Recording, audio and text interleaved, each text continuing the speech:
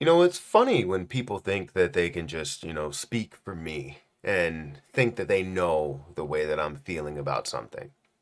When I invest, when I make my moves and I make a mistake or I make something that, is seemingly just a bad move, like I live with that decision and I react based on what I believe I should do after that. I don't react on what anybody else has said or what anybody else believes, right? It's my own decision. And that's what makes me a good investor, right? That's what makes me to be able to make money in the short term and make money, a lot of money in the long term.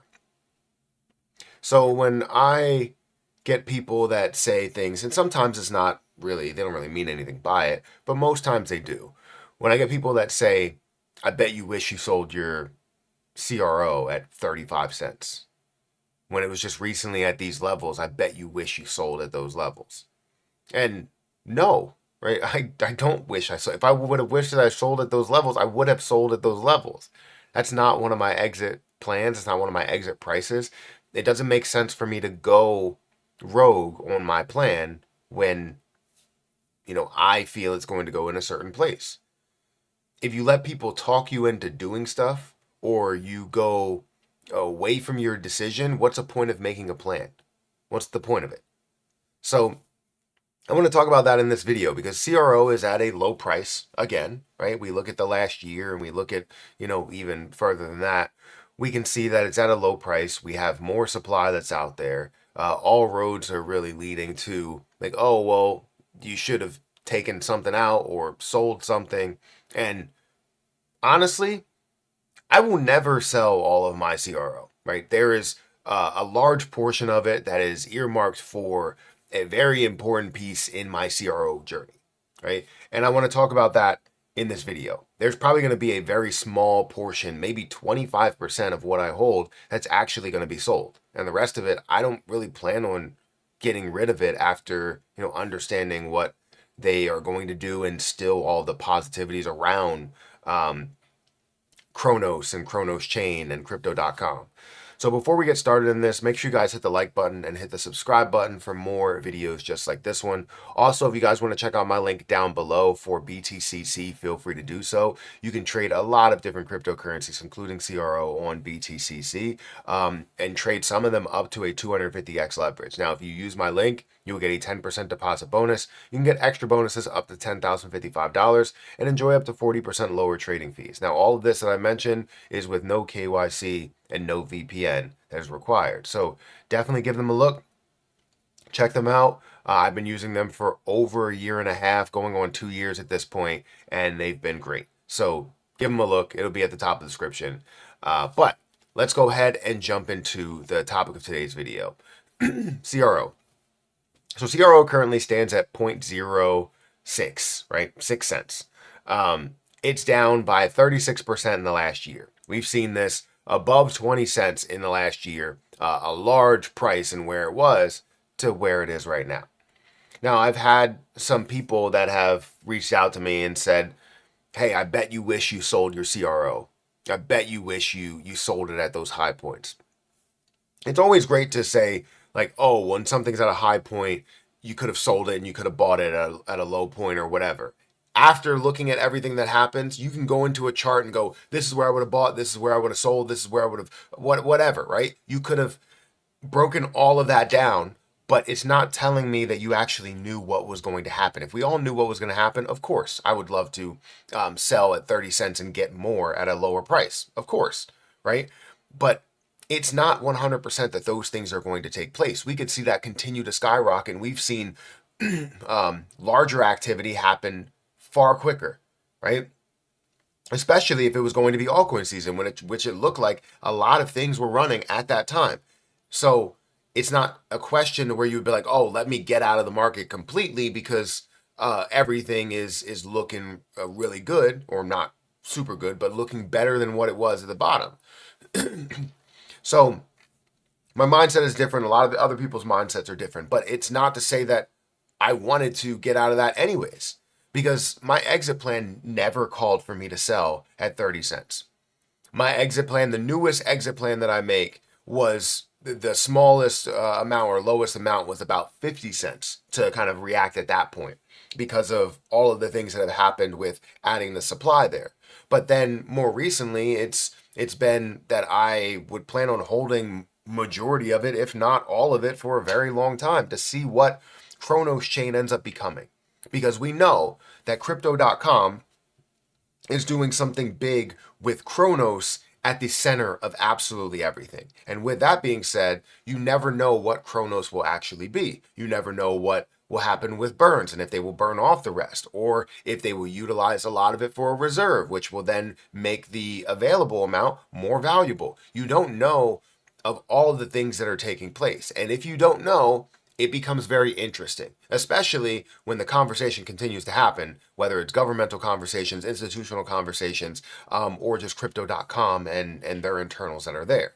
So honestly, it drives me crazy when people think that they know me best, that they're going to go, oh, CRO, I bet you wish you sold it. I bet you wish you took everything out of that position. No, I have the CRO credit cards. So having the CRO credit card, I need to have a certain amount in there anyways, staked, and it's staked for a long period of time. So I'm not doing anything with it. The amount that I have over in my Ledger wallet, it's a forever balance. I don't plan on doing anything with it. The amount that I have staked, it's also staked for a while. I plan on doing anything with it. So the fact that people think, oh, I bet you wish you sold. No, I'm getting my value out of it. It's a long-term position. It's not something that I need to have right now. Or do I need to have in the next 5 years? I really don't. Right? I'm getting the value out of so many different paths of CRO and crypto.com that why do I need to do that? Now, getting gains and getting profits, always amazing.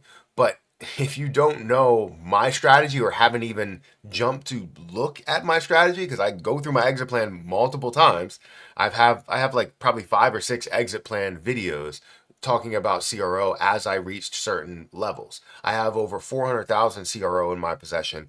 Honestly, would love to have more, but I don't have any current funds to add more to the table so that I could have a short-term balance to make moves off of. The only short-term balance that I have is with leverage trading, and that's pretty much it. So I don't plan on selling CRO. I don't think I'll ever sell CRO. I got other plays that I can make short-term gains off of. And if CRO can be what we all believe it can be and be used for and be in the room when it comes to those governmental and institutional conversations and ETFs and all-encompassing ETFs and maybe some funds and stuff like that, yeah, I'll take that any day of the week. There's 814,000 watch lists that this is on. 350,000 people that are following Kronos on CoinMarketCap. And a lot of people that are holding it, a lot of people that believe in it, and a lot of people that are staking it. It has its strength. So why do I need to sell mine? You know what I mean? So anyways, I just wanted to talk about that because there's so much strength in this overall project that I think people tend to think they know better than you. And maybe they sold their CRO at a certain level and they profited out of it, and great. Anybody would like to be able to take something at a high point, sell it, and then find a way to get back in it at a low point, for sure. And in any bull markets, I would love to hit certain exit plans so that I can reinvest at bottoms because, the crypto market is speculative. We see it with these large increases and large falls. And I would like to be a part of the large increase, take a portion of most of what I have, and then rebuy some more at a lower price, but then still have a lot of profit left on the table. Of course, would love to have that. But timing the market is insanely difficult. And the minute you think that you can time the market is the moment that the market goes against you. And then you start chasing it. And then you get into a situation where no matter what, you're failing. Right? It's not about you giving yourself the time to succeed. You now have to go through more and more time to come back. Because not only are you re-chasing this position at this top peak point, you're buying at that peak point, which means that you have to wait all the way to the bottom and then all the way back to where you are and then further from there, which is a large recovery versus being at the bottom, seeing it grow. Because if you do what you're doing now, where you're like, hey, might as well sell at 6 cents because it's going to go down to 4 cents, maybe it does. But 4 cents is still closer to 6 cents than it is to 30 cents, right? So you still have a lot of growth.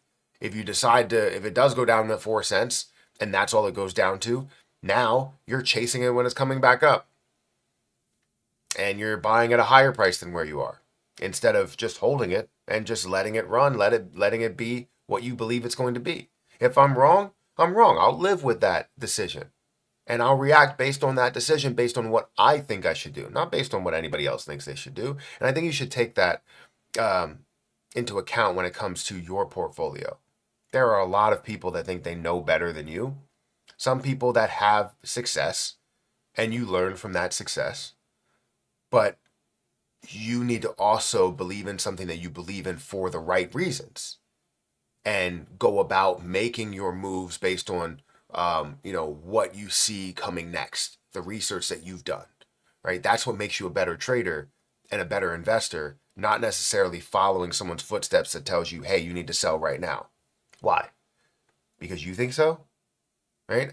I've been doing this for how long, right? I've been researching this for how long? This is the way that I feel. If I truly made a mistake, there's a reason to why that will fall.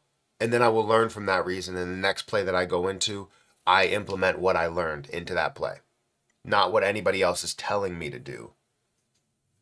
Now, if you're telling me to look into something, I can look into something a little bit more and make my reaction and make my move based on that. But, yeah. Guys, hit that like button, hit that subscribe button. Let me know what you think about Kronos chain in this video. But I got to get out of here. Thank you so much for watching. Check out BTCC down below, and I'll catch you in the next one. See ya.